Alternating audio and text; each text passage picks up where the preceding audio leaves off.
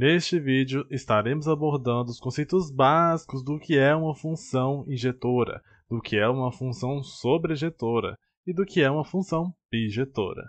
Então, se você já curte esse tipo de conteúdo, já deixa o like aí, se inscreve no canal caso não seja inscrito e bora pro vídeo!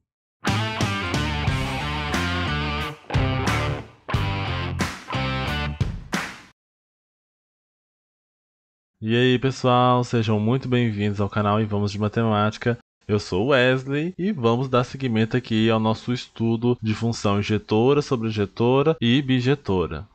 Então pessoal, para a gente entender o que é função injetora, nós temos que inicialmente saber aqueles conceitos de domínio, contradomínio e imagem de uma função, que é o que nós vimos na última aula. Então, se você ainda não assistiu essa última aula, recomendo que depois desse vídeo você assista. Vai estar aqui no card aqui, linkado para você clicar e assistir depois. Então, vamos lá. Por definição, nós temos que uma função definida de A para B, né? Ou seja, aqui nós temos o domínio e aqui nós temos o contradomínio. É classificada como uma injetora, ou por outro nome, injetiva, ou também chamada de 1 a 1. Então, ela tem esses três nomes aqui. Quando os elementos da imagem estão associados a um único valor do domínio.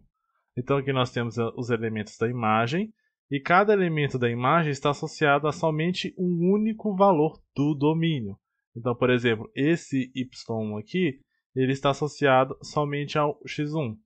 Então nós temos que esse elemento aqui da imagem, ele é obtido através da atribuição de somente um valor de x do domínio. A mesma coisa acontece com o y2. Esse elemento aqui da imagem da minha função, ele está associado a um único elemento do domínio. Nunca vai acontecer de um mesmo elemento da imagem estar associado a dois elementos do meu domínio. Então, nesse caso, a função não é injetora. Então, pessoal, na função injetora nós conseguimos fazer uma análise gráfica para ver se ela é ou não injetora.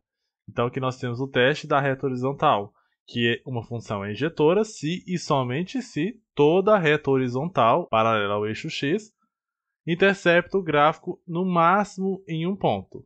Então pode ser que ela não intercepta e pode ser que ela intercepta em um ponto, mas se passar de um ponto, ela já não é injetora. Então vamos ver isso graficamente. Então aqui nós temos esse gráfico aqui da função y igual a x ao cubo.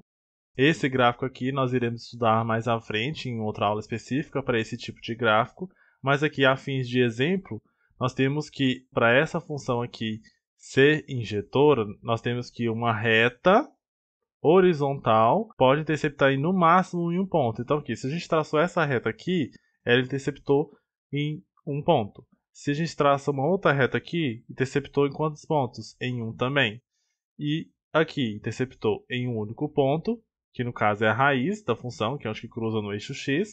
Aqui também intercepta em um único ponto. Portanto, a gente consegue ver aqui graficamente que se eu traçar qualquer reta horizontal em cima do meu gráfico, essa reta horizontal vai cortar o gráfico em no máximo um ponto. Portanto, essa função aqui, y igual a x ao cubo, é uma função injetora. Agora vamos pegar um outro exemplo aqui. A função y igual a x², que é o gráfico de uma parábola, que nós também iremos estudar mais a fundo em uma videoaula específica, esse tipo de gráfico. Mas vamos fazer o teste novamente.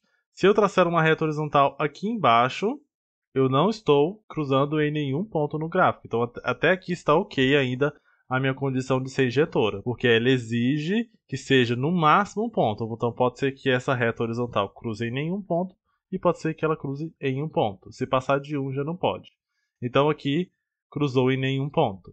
Se eu passo uma reta aqui em cima do eixo x, eu estou cruzando na raiz. Então aqui eu estou cruzando em um único ponto. Mas se eu traçar uma reta aqui acima do eixo x, né? Então aqui na parte positiva do eixo y, essa reta aqui cruzou em dois pontos. Cruzou nesse ponto aqui e nesse outro ponto aqui. Então aqui, dois pontos. Aqui em cima a mesma coisa. Cruzou aqui e cruzou aqui, dois pontos. Então já não satisfaz a condição, que é no máximo um ponto. Então, essa função aqui, y igual a x², não é uma função injetora. Então, nesse caso da função injetora, a gente tem como fazer essa análise gráfica aqui. Agora, pessoal, na função sobrejetora, a situação já muda um pouquinho. Então, aqui nós temos os valores do nosso domínio e nós temos nossos valores do contradomínio, que é representado pelo conjunto B, o domínio representado pelo conjunto A. Então nós temos que, para a função ser sobrejetora, nós temos que a função definida de A para B é classificada como sobrejetora ou sobrejetiva, tanto faz esses dois nomes, quando o conjunto dos elementos da imagem, ou seja, os elementos que estão associados ao domínio, são iguais ao conjunto do contradomínio. Ou seja, estou dizendo que o conjunto da imagem, ou seja, todos os elementos da imagem da minha função, são os mesmos elementos do contradomínio. Então não vai sobrar nenhum elemento do contradomínio que não está associado. Então nós temos que é exatamente igual. Então, por exemplo, os valores do meu domínio, cada valor aqui está associado a um valor aqui do contradomínio. Porém, sobrou algum contradomínio aqui restante? Não sobrou nenhum elemento. Então é exatamente o que está dizendo isso. Ó. Esses elementos aqui que estão associados ao valor de x1, x2, x3, x4, e, nesse caso o y1, y2 e o y3, representam os elementos do contradomínio. Mas eles também representam os elementos da imagem, porque eles estão associados a esses valores aqui do domínio. Então aqui eu estou dizendo que a nossa imagem é igual ao contradomínio. Então esse é o requisito básico para a função ser sobrejetora. Então, pessoal, para finalizar a nossa função bijetora, o próprio nome já diz. Esse bi indica uma dualidade. Então aqui nós temos que a nossa função definida de A para B, ela é bijetora quando ela é injetora e sobrejetora ao mesmo tempo. Então aqui nesse exemplo nós temos que os nossos valores do contradomínio, eles estão associados a um único valor do nosso domínio. Então esse y1, ele está associado a somente o x1.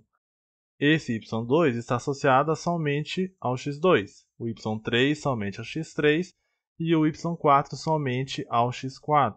Então, esse é o requisito para ser injetora. E para ser sobrejetora, todos os elementos do nosso contradomínio têm que estar associados aos nossos valores do domínio. Então, é exatamente o que está acontecendo. Ó. Aqui eu tenho 4 valores, 4 elementos, e todos são do conjunto imagem, pois eles estão associados. Então, aqui nós temos também que a nossa imagem é igual ao nosso contradomínio.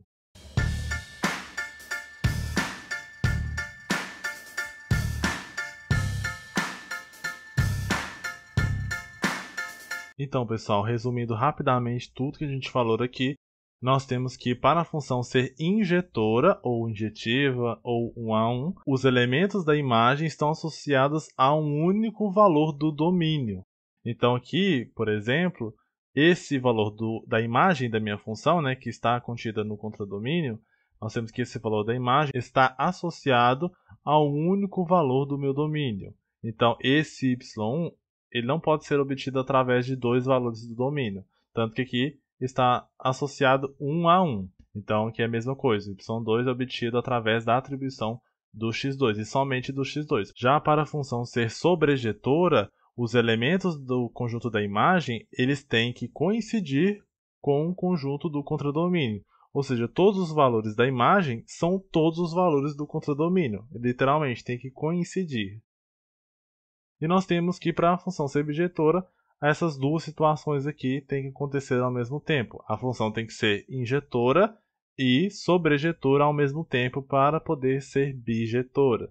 Então, aqui nesse exemplo aqui, cada elemento está associado 1 a 1, o elemento do domínio e da imagem está associado 1 a 1, e todos os elementos do contradomínio são os mesmos elementos da imagem, pois todos esses elementos estão associados aos valores do domínio da minha função.